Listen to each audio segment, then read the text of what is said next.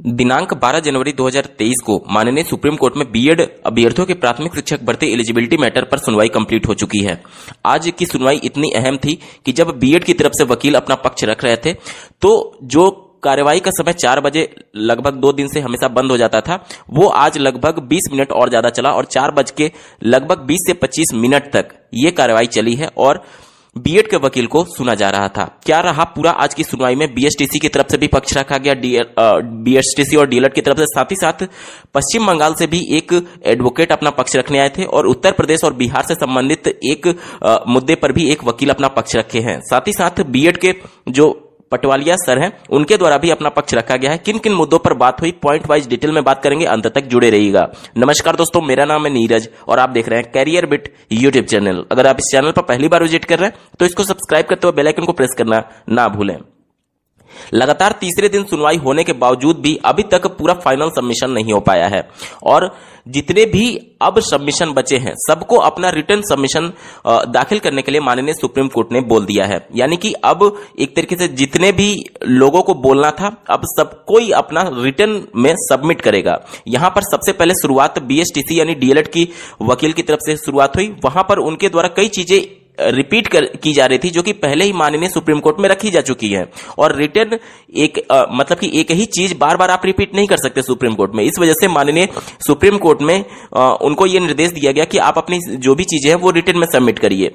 उसके बाद से 2 वकील और आए हुए थे, एक पश्चिम बंगाल के, उन्होंने भी अपना दावा पेश किया कि पश्चिम बंगाल में जो डीएलएड कैंडिडेट है उनकी संख्या पर्याप्त है और अब वहां पर बीएड की जरूरत नहीं है।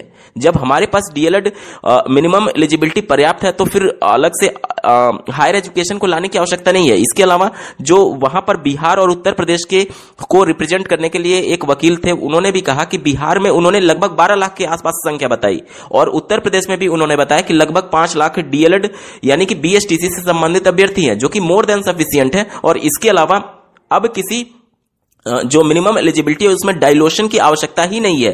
यानी कि जो आरटी एक्ट 2009 के धारा 23 के उपधारा 2 में बातें लिखी गई हैं कि केंद्र सरकार अगर चाहे तो वो डाइल्यूट कर सकती है मिनिमम एलिजिबिलिटी को, जिसके अंतर्गत बीएड को लाने का प्रावधान था। लेकिन जब हमारे पास मिनिमम एलिजिबिलिटी से संबंधित अभ्यर्थियों की संख्या पर्याप्त है तो फिर हम बीएड को क्यों अलाउ करें, ये कहना था जो बिहार और यूपी से संबंधित वकील थे, उनका ये कहना था।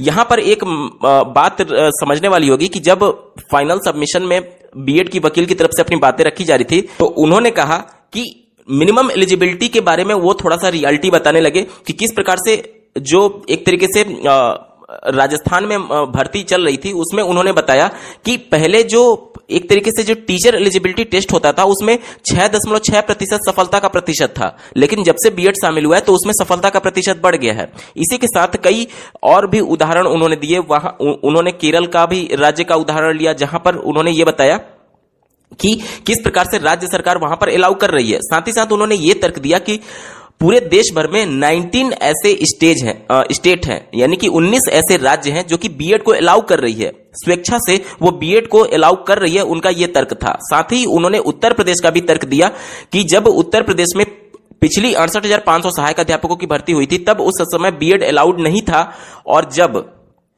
69,000 सहायक अध्यापकों की भर्ती कंप्लीट कराई गई तो उस समय बीएड को अलाउ किया गया उत्तर प्रदेश में। उन्होंने बताया कि 68,500 सीटों के सापेक्ष मात्र 41,000 अभ्यर्थी ही सफल हुए और लगभग 22 से 23,000 सीटें खाली रह गई। और उन्होंने बताया कि जब 69,000 सहायक अध्यापकों की भर्ती कंप्लीट कराई गई, जब बीएड को अलाउ किया गया तो नंबर ऑफ कैंडिडेट्स ज्यादा हो गए, मतलब सीटों की संख्या से ज्यादा बच्चे क्वालिफाई किए। तो कहीं ना कहीं वो ये रिप्रेजेंट करने की कोशिश कर रहे थे कि बीएड को लाने से कहीं ना कहीं हमें योग्य शिक्षक मिल रहे हैं और ये सभी चीजें उन्होंने डेटा के रूप में प्रस्तुत की हैं।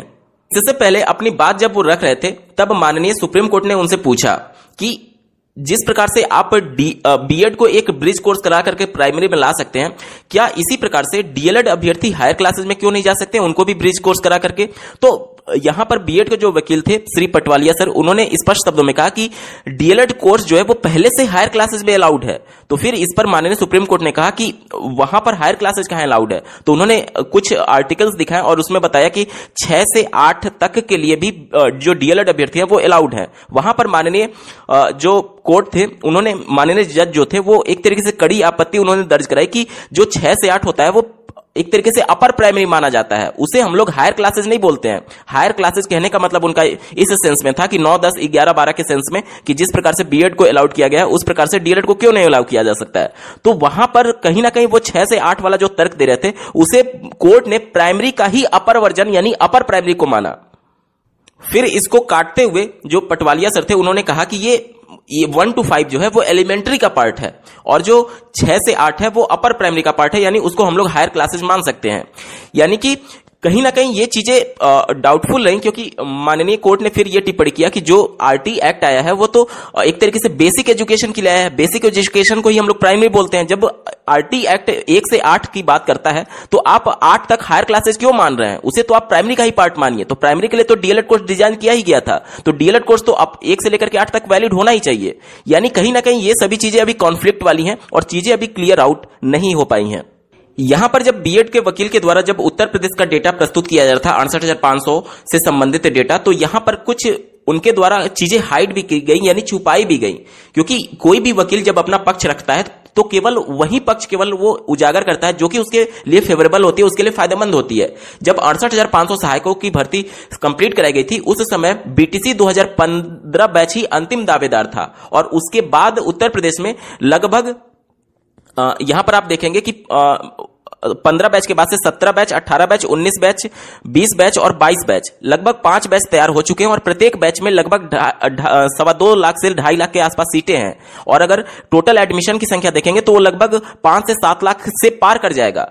तो कहीं ना कहीं ये सभी चीजें पहले ही बीएसटीसी के वकीलों के द्वारा एक तरीके से तर्क दिया गया था कि जो आरटी एक्ट का धारा 23 का उपधारा 2 है वो यही तो कहता है कि केंद्र सरकार के पास अधिकार तो है कि पर्टिकुलर किसी एक राज्य में वो अलाउ कर सकते हैं, और इसके अंतर्गत और आरटी एक्ट के धारा 23 के उपधारा 2 में ही ये लिखा हुआ है कि जो ये डाइल्यूशन होगा यानी कि नियमों में जो ढिलाई होगी वो अधिकतम 5 साल के लिए ही की जा सकती है, इससे ज्यादा नहीं की जा सकती। और इन 5 सालों में राज्य सरकार की ये जिम्मेदारी होगी कि लगातार डीएलएड की संख्या बढ़ाई जाए। उत्तर प्रदेश राज्य सरकार ने भी यही किया कि लगातार डीएलएड की संख्या बढ़ाने के लिए वो प्राइवेट इंस्टीट्यूशंस को एफिलिएशन देने लगे। और कहीं ना कहीं जो पहले बीटीसी 2015 बैच में मात्र 80,000 सीटें थी उसकी संख्या बढ़ करके अचानक से 2017 में लगभग 2.5 लाख सीटें हो जाती हैं। तो कहीं ना कहीं राज्य सरकार तो सही डायरेक्शन में जा रही थी आरटीए एक्ट के अनुसार, और उसके बाद से 5 बैच को जनरेट किया गया और सभी बैचेज में लगभग इतनी सीटें थी। एडमिशन हालांकि कम हुए वो अलग बात है, लेकिन इतनी सीटें लगभग सभी बैच में थी। तो कहीं ना कहीं ये आरटी एक्ट के अंतर्गत ही उत्तर प्रदेश में हो रहा था।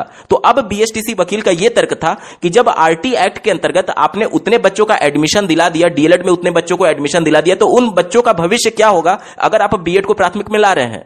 इसके अलावा बीएड के वकील श्री पटवालिया सर जो है उनके द्वारा जो कल श्री कपिल सिब्बल जी के द्वारा जो बातें रखी गई थी उनका भी उन्होंने उत्तर देने की कोशिश किया कि उनके द्वारा यह बताया गया कि इसके लिए कोई भी कमेटी नहीं बनाई गई थी और उन्होंने विभिन्न प्रकार के जो एनसीटी एक्ट है उसके आर्टिकल्स को पढ़ करके वहां पर बताया था कि आपको एक कमेटी बनानी होगी, उसकी सिफारिश के आधार पर ही ये कानून आप लागू कर सकते हैं पूरे देश भर में। इस पर उन्होंने जो बीएड के वकील थे उन्होंने ये कहा कि 2016 में पहली बार केवीएस पत्र लिखती है एनसीटी को और एमएचआरडी मिनिस्ट्री को। 2016 में ही डिस्कशन शुरू हो जाता है।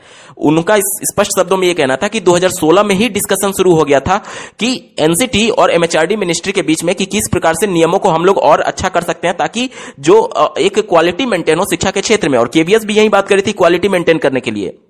तो उनका ये तर्क था कि अगर बिना किसी एक तरीके से एक्सपर्ट ओपिनियन के अगर डिसीजन लाना होता तो हम 2016 में ला देते, लेकिन डिसीजन कब आया? 2018 में। तो उनका तर्क ये था कि 2016 से लेकर के 2018 के बीच में लगभग 2 साल जो कमिटी एक्सपर्ट कमिटी थी वो अपना ओपिनियन दे रही थी और कहीं ना कहीं इन सभी बातों पर डिस्कशन हुआ था। यानी बीएड के वकील के द्वारा ये तार्किक तौर पर दिखाने की कोशिश की गई कि 2016 में जब पहली बार पत्र लिखा गया, अगर उसी समय आप एनसीटी इस प्रकार का लेटर जारी कर देती या फिर नोटिफिकेशन जारी कर देती तब आप तर्क दे सकते थे कि ये बिना किसी डिस्कशन के, बिना किसी एक्सपर्ट कमेटी के हुआ है। लेकिन 2 साल जब इस पर चर्चा विमर्श करने के बाद अगर नोटिफिकेशन जारी हुआ तो आप ये नहीं कह सकते कि बिना डिस्कशन के और बिना एक्सपर्ट कमेटी के इस प्रकार की चीजें हुई हैं। फिर वही बात आ गई कि एक्सपर्ट कमेटी अगर बनी हुई थी तो फिर उसकी रिपोर्ट कहां है, उसका आपने सबमिट क्यों नहीं किया जो एफिडेविट सबमिट करना होता है। तो वहां पर उन्होंने यही तर्क दिया बीएड के वकील के द्वारा कि अगर चीजें नहीं है तो आप इसका एक तरीके से फायदा विपक्ष पार्टी को नहीं दे सकते कि अगर एनसीटी ये प्रूफ नहीं कर पा रही है या फिर ये सबमिशन नहीं कर पा रही है कि उन्होंने कमेटी बनाई थी या नहीं बनाई थी, तो इसका लाभ आप दूसरी पार्टी को नहीं दे सकते। कहने का मतलब कि अगर हमारे पास इस बात का प्रूफ नहीं है कि कमेटी बनी है या नहीं, तो आप इसका लाभ डीएलएड को नहीं दे सकते, विपक्षी पार्टी को नहीं दे सकते। लेकिन फिर वही बात आ जाती है कि माननीय कोर्ट ने यह कहा कि इतनी बड़ी स्वायत्त संस्था जब है और सब कुछ चीजें जब रिटर्न में है, तो इनके पास 2 साल से जो ये ऑपरेशन कर रहे थे, क्या इनके पास कोई भी एक प्रूफ नहीं है कि एक्सपर्ट कमेटी में कौन कौन से सदस्य थे, क्या कमेटी में डिसीजन लिया गया, कैसे लिया गया, क्यों लिया गया, ये सब बातों पर कोई भी चीज क्लेरिफिकेशन हो ही नहीं पाया कि एनसीटी वाकई में इस प्रकार का कोई कमेटी बनाई भी थी या नहीं बनाई थी। अभी भी इस बात पर संशय है कि कमेटी बनी थी या नहीं बनी थी। हालांकि बीएड के वकीलों के द्वारा स्पष्ट शब्दों में यह कहा जा रहा है कि 2 साल लगभग समय लिया गया है इस डिसीजन को लेने में, और 2 सालों में कई बार कमेटी, एक्सपर्ट कमेटी ने इस प्रकार से चर्चा किया और ये सभी चीजें किया, लेकिन उनका कोई भी प्रूफ नहीं दे पा रहे हैं। और इसी बात को लेकर के बीएड के वकील ने कहा कि जब हमारे पास प्रूफ नहीं है तो आप इसका लाभ दूसरी विपक्षी पार्टी को नहीं दे सकते। इसे आप मोटा मोटी तौर पर फैसला रिजर्व समझ सकते हैं और अब डिसीजन आ सकता है कि यानी कि अगले शुक्रवार तक जब सभी पार्टियां अपना अपना रिटर्न में सबमिशन दे देंगी, उसके बाद कभी भी मतलब फैसला आने की संभावना रहेगी। एक तरीके से अब कोई क्वेरी नहीं है। कहने का मतलब ये हुआ कि अब कोई भी ओरल सबमिशन की आवश्यकता नहीं है, सभी चीजें कंप्लीट हो चुकी हैं और अब इस केस को एक तरीके से फाइनल की तरफ देखा जा रहा है। ठीक है, एक तरीके से फैसला रिजर्व की तरह आप मान सकते हैं और अब केवल और केवल रिटर्न सबमिशन ही होना बाकी है, जो कि अगले शुक्रवार तक होगा। ठीक है, ये रहा पूरा केस का थीम। आपको ये वीडियो कैसा लगा कमेंट के माध्यम से जरूर बताइएगा और ऐसे ही महत्वपूर्ण अपडेट के लिए इस चैनल को सब्सक्राइब करना ना भूलें। इस वीडियो को देखने के लिए आपका बहुत बहुत धन्यवाद। भगवान करे आपका दिन शुभ।